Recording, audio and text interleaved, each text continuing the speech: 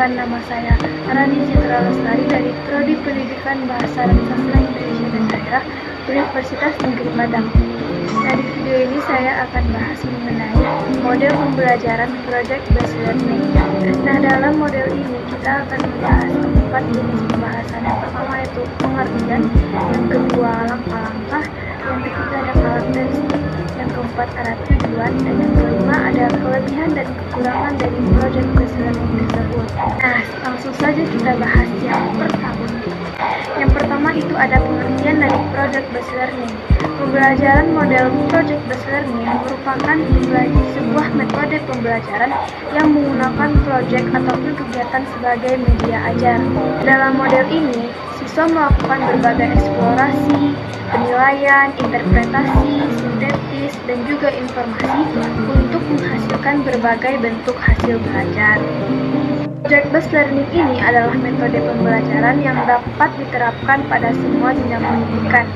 Dan metode ini, pendidik hanya berperan sebagai fasilitator dan memantau semua kegiatan para peserta didik. Dan yang kedua yaitu langkah-langkah Project Based Learning. Ada beberapa langkah-langkah dalam proses Based Learning ini. Yang pertama, menyampaikan masalah kontekstual dalam proyek. Yang kedua, memberi tugas untuk melaksanakan proyek. Yang ketiga, mengamati masalah real berdasarkan fakta-fakta yang ada di lapangan. Yang keempat, diskusi semua anggota kelompok untuk membahas masalah ini secara detail. Yang kelima, mengambil cara alternatif untuk pemecahan masalah yang diduga paling efektif. Dan yang terakhir dari langkah ini adalah mengevaluasi hasil kerja proyek. Pembahasan yang ketiga ada karakteristik dari Project Based Learning. Ada beberapa karakteristik dari Project Based Learning ini. Di antaranya adalah karakteristik yang pertama adalah peserta didik membuat keputusan tentang suatu kerangka kerja. Yang kedua, adanya permasalahan atau tantangan yang diberikan oleh pengajar kepada para peserta didik. Yang ketiga, peserta didik mendesain proses untuk menentukan solusi atas permasalahan yang diberikan. Yang keempat, peserta didik secara kolaboratif bertanggung jawab untuk mengakses dan mengelola informasi untuk pemecahan masalah. Yang kelima, proses evaluasi dijalankan secara kontinu. Yang keenam, peserta didik secara berkala melakukan refleksi atas hasil kerjanya. Yang ketujuh, produk akhir aktivitas belajar akan dievaluasi secara kualitatif.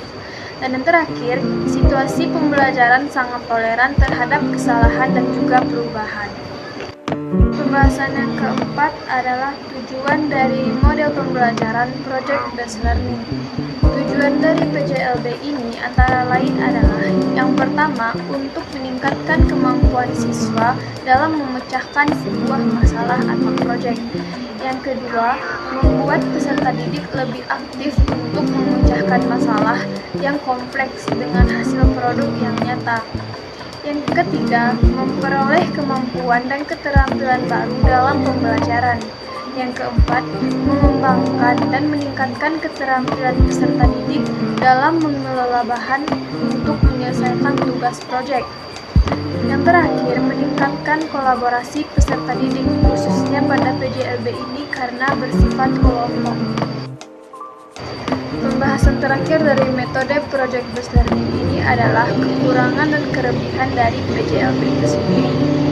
Yang pertama ada kelebihan, yaitu satu, memotivasi siswa untuk melibatkan dirinya dalam proses pembelajaran. Yang kedua, menyediakan kesempatan pembelajaran berbagai disiplin ilmu. Yang ketiga, membantu keterkaitan hidup di luar sekolah, memperhatikan dunia nyata, dan mengembangkan keterampilan nyata.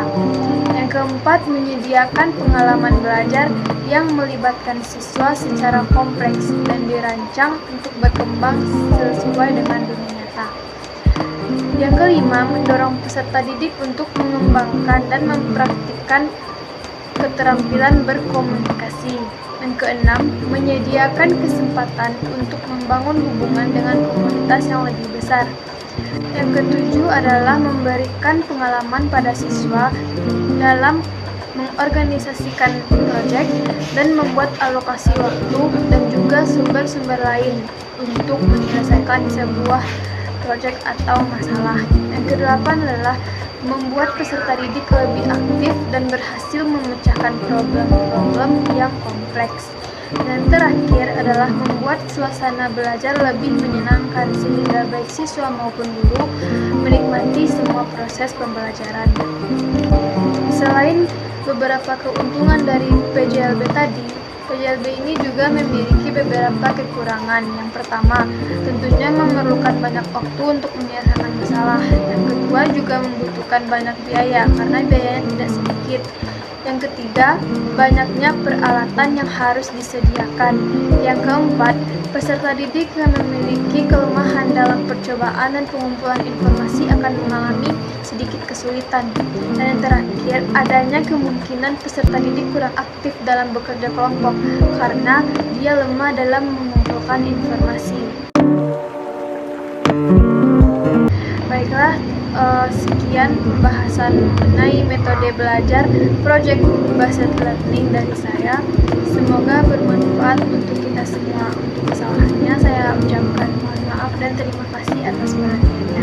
Assalamualaikum warahmatullahi wabarakatuh.